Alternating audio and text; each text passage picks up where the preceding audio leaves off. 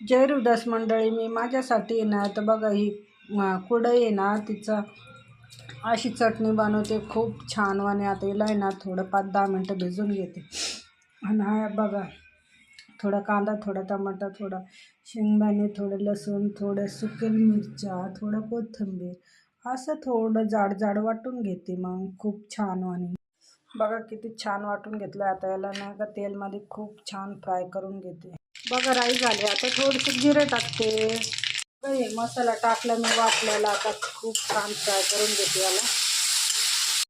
बघा मसाला खूप छान फ्राय झाला. तर थोडीशी हळद टाकते मी, थोडी परवीन टाकते. आता भिजलेली कुरडई टाकली. आता 1 चम्मच मीठ टाकते मी.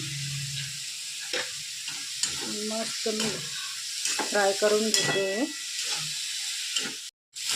बघा चटणी एकच नंबर झाली. चटणी भाजीला काही नव्हतं हे, आणि वरच्यातच बनवून घेतलं मग मी पटकन.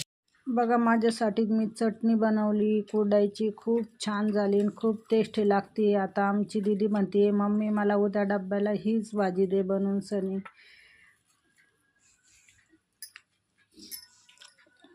बाय बाय मग.